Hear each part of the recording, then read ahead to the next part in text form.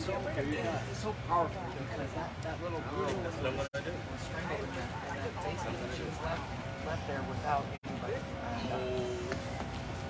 And this man has no remorse until he got the opportunity that he could see life. But the victim's family really needs to be brought into this conversation because the mother of Chelsea Harrison and the grandmother of Chelsea Harrison, they sat in this courtroom 17 years ago, and they were told that the killer of their daughter would never see the light of day. And now that's been taken away from them, and now they're having to relive that nightmare of 17 years ago. And we're out here today just to make sure that those state legislators that pass that law understands that there's real people, there's real victims that are being re-victimized because of the bills and the laws that they pass. And it's really important that they understand that there are consequences for making those type of laws and to making those things without considering all the consequences. And so it's really powerful, and we really need to make sure that they understand.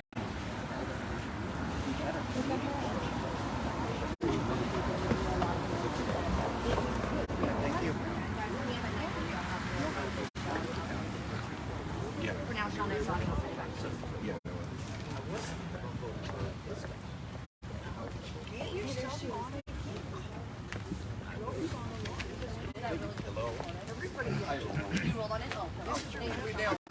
So Jim, we're gonna start off. I wanted to kind of set the table a little bit with the family. What's going on? So, right there. Yep. Okay. Let's all. Are you gonna take who's gonna do a Snapchat? Are you doing a Snapchat? Bad news. That works. All right. Let's all kind of gather around here, and we're going to go ahead and get started. I want to say thank you. I wasn't sure if the rain was going to keep us away, but it's super important that today that we speak for Chelsea because she can't speak for herself. And so we're here because we want to make sure that everyone can hear and be reminded of the injustice that happened decades ago, but the injustice that is unfolding today.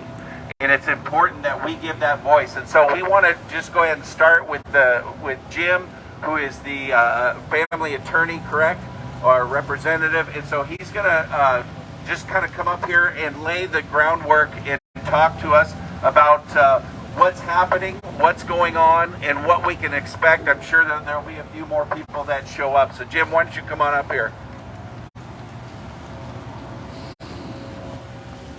Thank you very much. My name is Jim Senescu. Got it? Nope. Hello. Up in there. Hello. You gotta really Hello. do it. There you go. Hi, my name is Jim Senescu, and I represent Chelsea's grandmother and mother, who are literally beside themselves now. 17 years ago, next week, ironically. Here, just Okay. hold on. Here, use mine. Here, hold on. Hello. You just gotta really talk into it. Hello. Hello. Hello. Hello. Hello. Here, you grab it. You grab it. Hold it. Put it right up. Talk. Talk to it. Okay. Can everybody hear me now? Yeah. All right. 17 years ago, next week, literally blocks up this way, Roy Russell, who was a 45-year-old vacuum cleaner salesman, hosted parties at his house for kids aged 12 to 17. One of those people, one of those kids was Chelsea Harrison. Later in the night, like I said, 17 years ago, he took her life with what we argued was sexual motivation. He strangled her, he killed her, and he left her naked, upside down in his shower and flooded his basement. Sadly, I happen to be the prosecutor on that case 17 years ago, and I will never, ever forget the horror what that family had to go through. The system actually worked, though. We were able to charge Roy Russell Russell with a third strike, and we sent him off to prison. And I remember the judge saying that, Mr. Russell, you were the poster boy for the third strike law. Here we are 17 years later, and I get a phone call from Chelsea's grandmother. Chelsea will be 31 years old right now. She informs me that Roy Russell might get out of prison. Unbeknownst to anybody, a law was passed in 2020 and then again in 2021, making it retroactive, that invalidated one of his strikes. So Roy Russell gets a chance at freedom. Ironically also, Roy Russell never ever admitted killing Chelsea until he got the opportunity to plead to a judge for release. In my opinion, this is one of the worst laws I've ever seen in my 26 years of practicing law. And I'm pissed off, and I'm on behalf of the family. They live in California, so they'll be up here for this resentencing, but they couldn't be here today. We want the public to know what our lawmakers are doing. Yep. So what makes this really bad is the fact that they actually had two cracks at this, the lawmakers. In fact, at one time it was, what was it? It was that the law would only apply going forward. They actually went back and retroed it. So when you hear politicians, lawmakers that talk about, well, we didn't intend this, you know, this wasn't really something that we thought would happen, that's garbage. That's an absolute lie that they're trying to hope that you and I believe. This is a horrible law. In fact, one of the persons who was senator at the time that actually stood up and got a bill passed called the Chelsea-Harrison law was Senator then Don Benton. And so he's going to come up and talk about what he did to try to help close this and try to prevent it, in which unfortunately the lawmakers have figured out a way to kind of, because they couldn't, with the three strikes law, I believe it was a people's initiative, and so they couldn't unwind that per se, but what they did is they changed underneath what held it. And so Don's going to come on up and just talk about what he did to try to help the family, what they thought, you know, would correct this, and where we go from here. So Don, come on up. You just, yeah, put it right. Hi, folks. I served in the Senate for 22 years, and I got a call one day from Sylvia, Chelsea's grandmother. And of course, we had seen the news, but she told me what was happening, and it looked like this guy was going to get out on a technicality because one of his three crimes had been committed in Arizona, and that crime did not perfectly fit the statute that we have here in Washington for the three strikes. And I said, that's ridiculous. You can't let Washington State become a haven for these career criminals that come here because the law is a little different, and so it doesn't count as a strike. Well, it wasn't easy to write a bill that makes what Roy Russell did part of the three strikes law, because it's different in every state.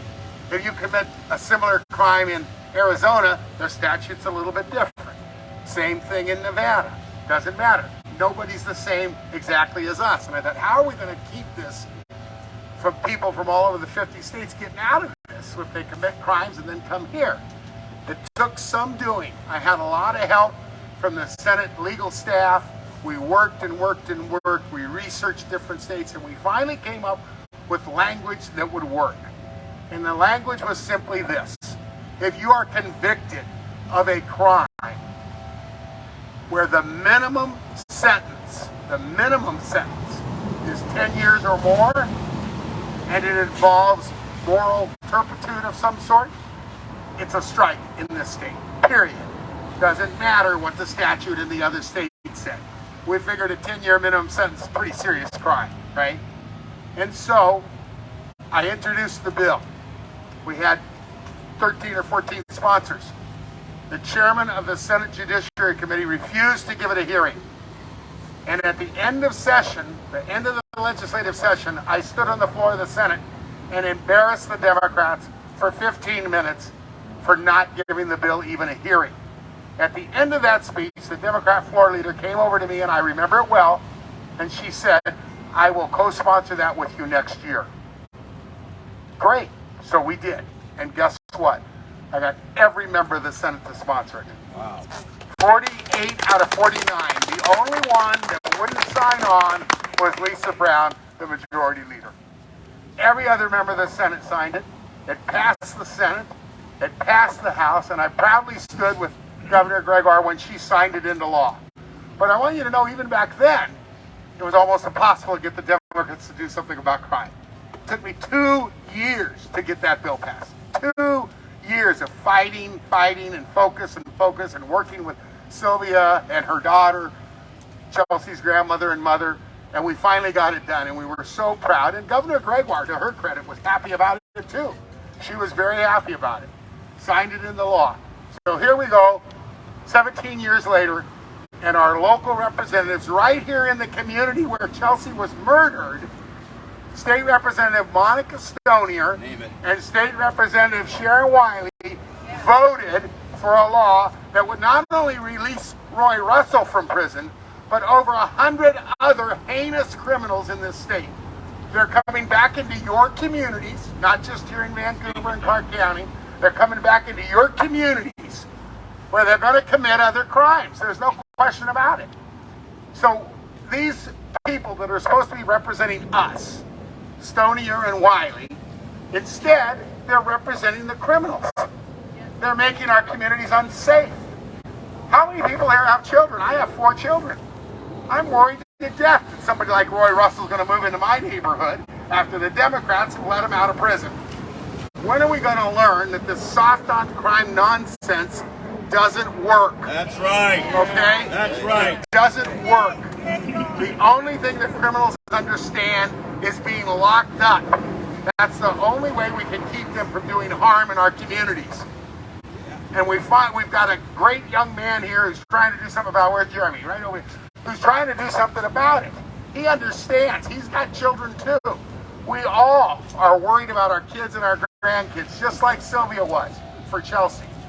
And how in the world can we just throw away the memory of beautiful Chelsea Harrison for a criminal who, by the way, has committed not 3 crimes. Remember, there was one that he got out on technically 4 serious crimes against his communities. And here we're going to let this guy out of prison. It's absolutely insane. We've got to stop this soft on crime nonsense. And that's what it is, nonsense. We've got to be tough on criminals. We've got to fund our jails. We've got to fund our police. And we have to make our communities safe. Right? Nothing else matters. Nothing else matters if our communities aren't safe. If you want to talk about lower taxes, that's great. If you want to talk about inflation, that's great. But all the other peripheral issues really don't matter much if it's not safe to walk outside. We have to be safe in our communities. That's the #1 priority for any elected representative. City, county, state, federal. We need to elect people that will represent us, law-abiding citizens, and not represent the criminal element of our society. Come on. Thank you, Don. Appreciate that. Jeremy, why don't you, since he can, I just want to let everyone know that he thought that I was the young man, and I appreciate that, Don. But Jeremy, why don't you kind of speak a little bit on this issue and what it means, because it really transcends politics. It really transcends whatever party you belong to. It really is about what Don just mentioned, which is, can we safely walk around in our neighborhoods? Who are going to be protected and who's not in this? So Jeremy, why don't you just share with us real quick about why you're here and what you plan to do about it. Thank you everybody for coming. I really appreciate this. This issue is really important to me because 17 years ago when Chelsea was killed, I lived 2 blocks away from the house that she was murdered in. I remember walking walking in my neighborhood and seeing the crime scene tape and then understanding the horrors that that little girl was subjected to. And as a father of 4, it broke my heart.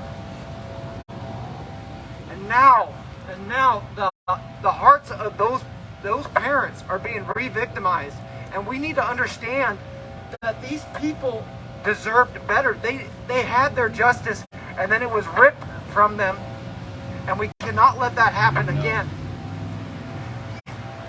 Our state representatives do not represent us. They are not going to stop.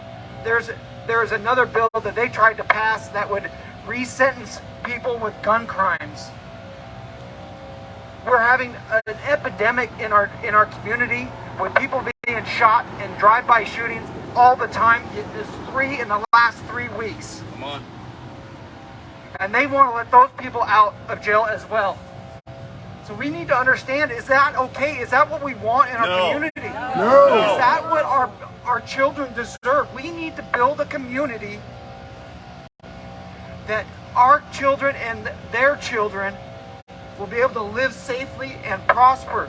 And it cannot happen when there's crime rampant in the streets. We really need to take a close look at this and decide what we want.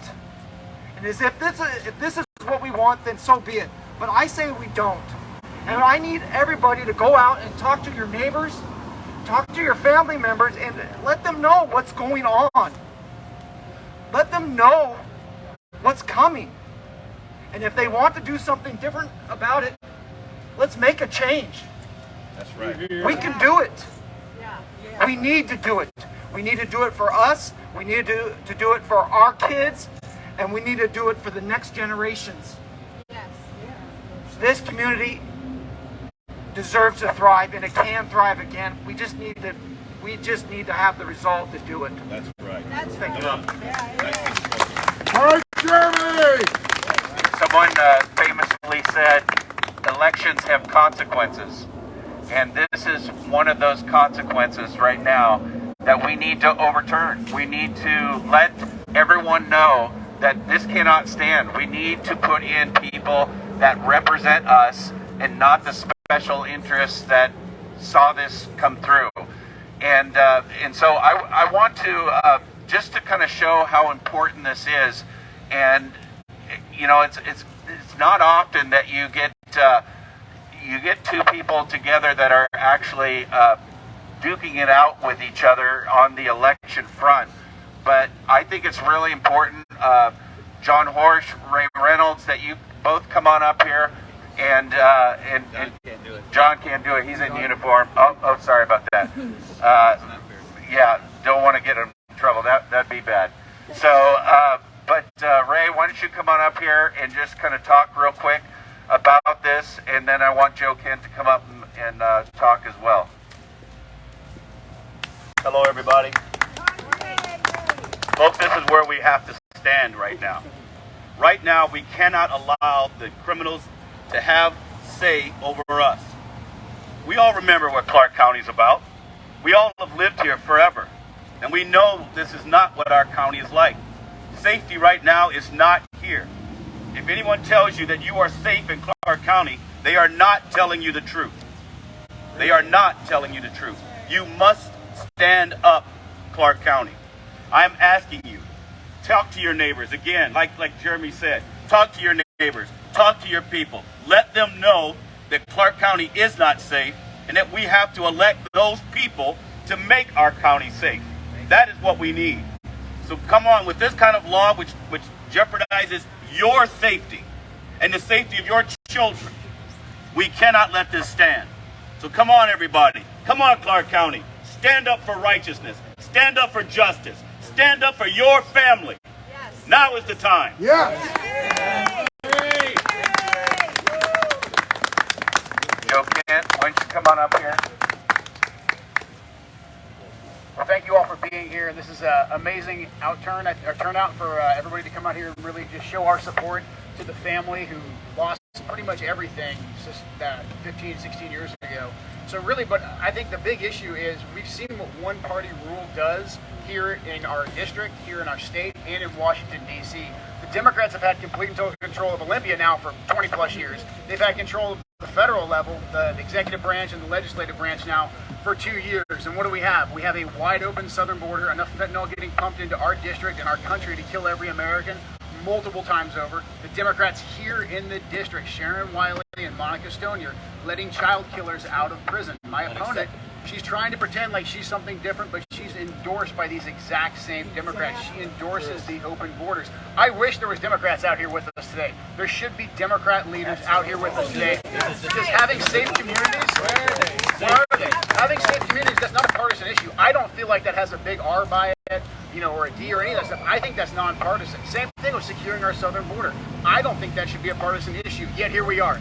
There is no Democrat out here standing for law and order. As a matter of fact, we know exactly what they did just a year ago. They tied our police officers' hands behind their back. They spent the previous 2 years accusing police officers of horrific things that aren't based in fact whatsoever. We have a sitting vice president who is running the bail fund for Antifa and BLM as they marched into our district, assaulted our citizens, murdered people in Portland, burned down cities throughout the entire country.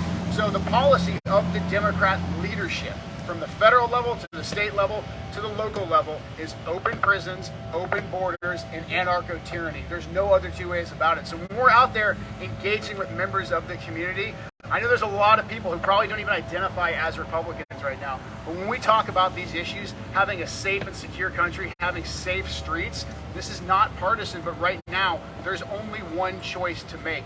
You need to vote for the Republican Party because we are the only ones that are going to provide law and order. That is our commitment. That is our solemn promise. Voting's already started. Make sure your friends and your neighbors, they have their ballots. They have a plan to vote by November 8th. So let's get out there. Let's be active. Let's let everyone know that we're not going to let Chelsea be forgotten. And we're not going to let our Democrat politicians, our Democrat leaders, forget what they've done to our community, to our state, and to our nation. Thank you, guys. Right on, Joe. So I was amazed. I saw a news report that talked about this, about the law that's been passed that's going to give Roy Russell, basically get him out of jail.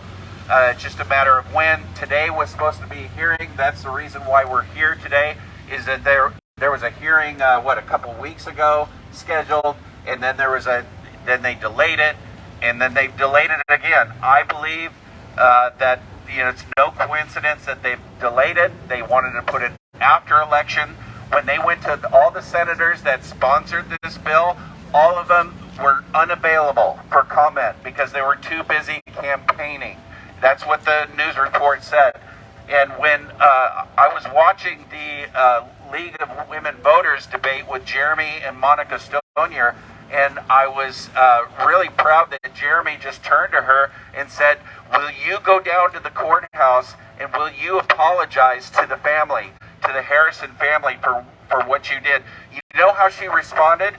She was all upset that someone had the nerve to actually hold her account and ask her that question. She literally thought that that was a violation of the agreement for that day, and she went to Instagram later that night and she took a picture of the code of ethics for that debate as if that was violated because someone had the nerve to say, "Hey, what about this? Are you going to apologize to the family?"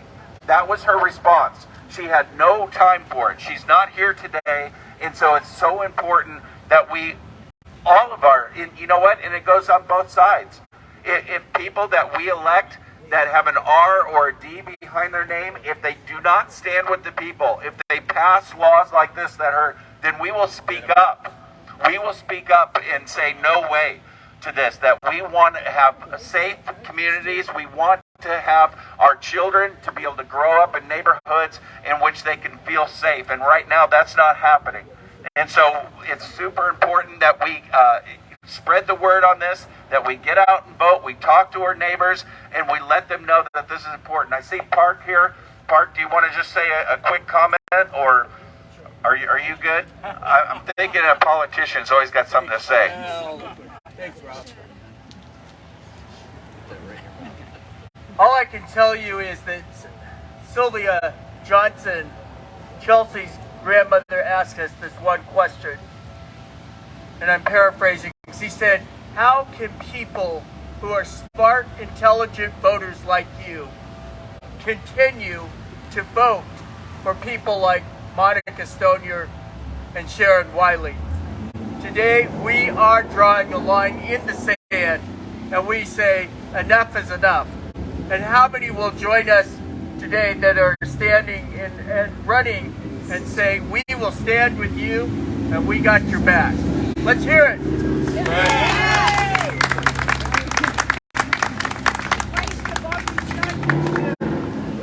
I see Mike Carey there. Mike, do you got something you want to come and say? Yeah,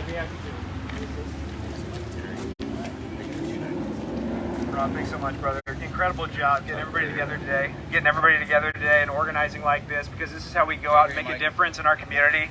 It's so important during a season like this for us to get out, be active, and make these changes through unity and action. So we the people have never elected anybody to go out and keep us safe. When we elect someone, we're electing every single official to protect our rights. And by protecting our rights, we are kept safe from abuses of power. We are so worn out and sick and tired of people who are interested in personal power for themselves, who are supposed to be public servants. These are people who sign up to serve we the people publicly.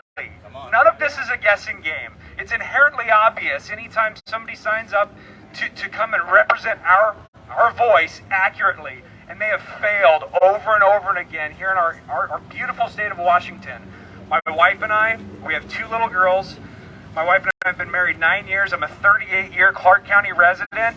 My wife grew up here as well. She's pregnant with our 3rd. This is a beautiful place to grow up. It's a beautiful place to raise a family. And it's insane to think that we are living in a place where the future of raising our children and our grandchildren is truly threatened. It really is. At a time like this. For somebody to step up and make real decisions, to go out and have our voice heard through our rights, to exercise our vote, has never been more important.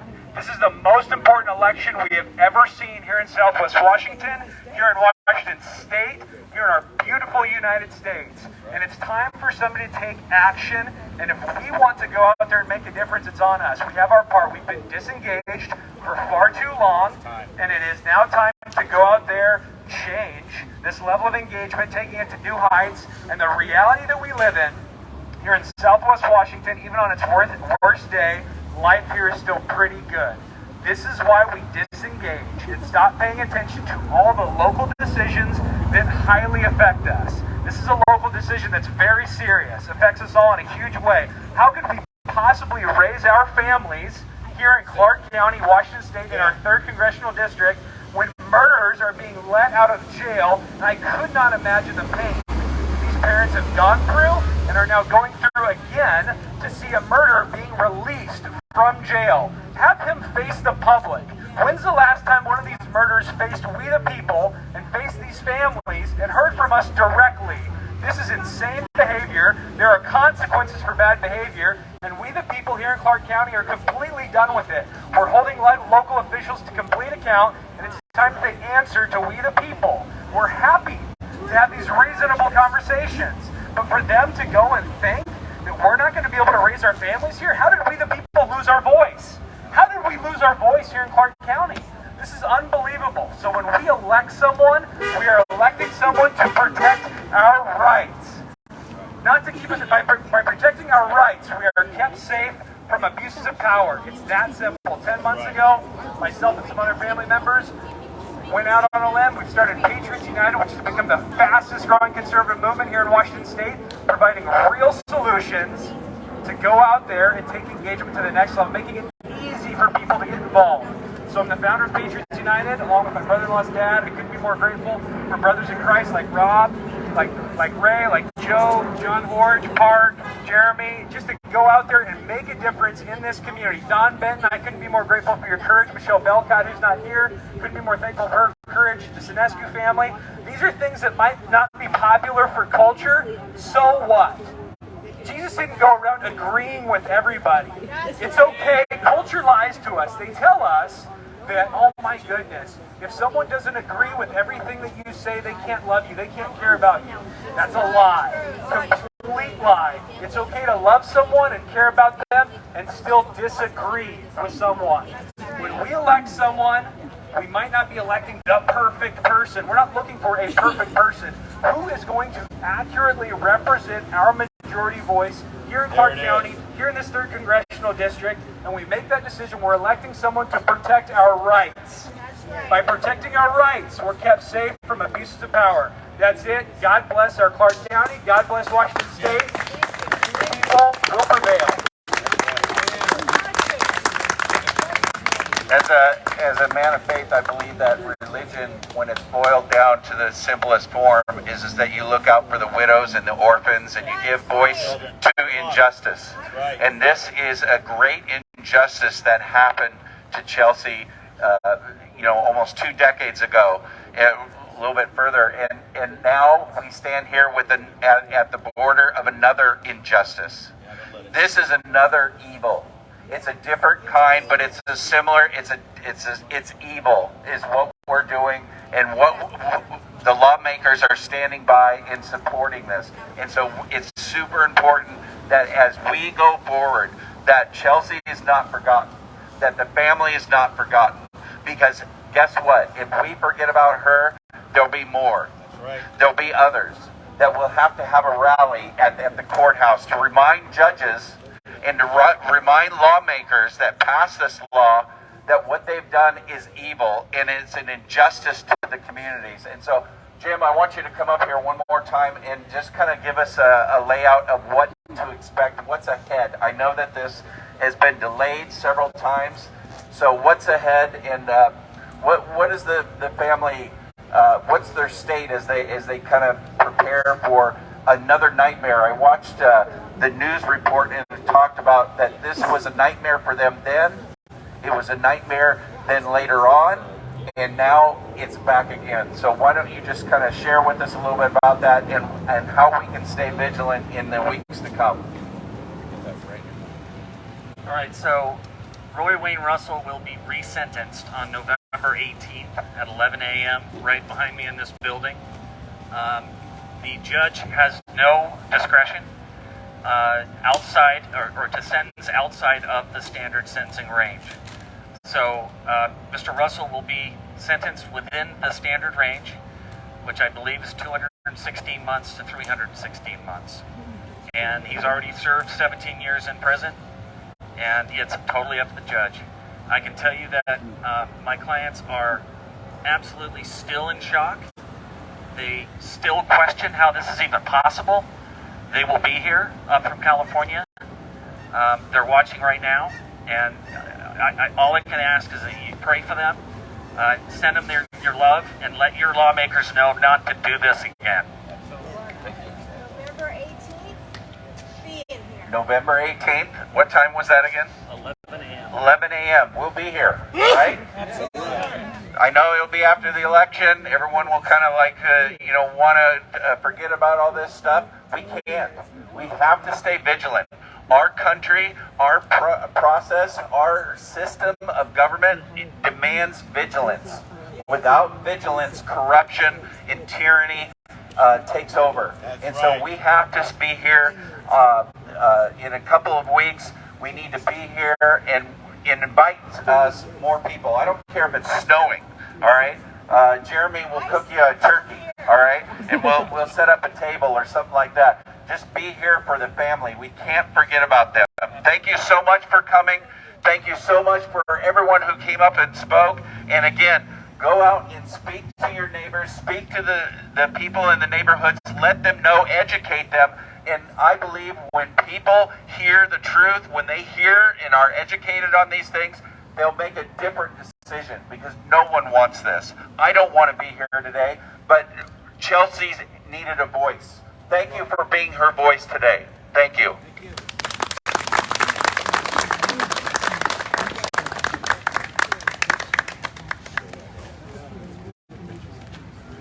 Yeah.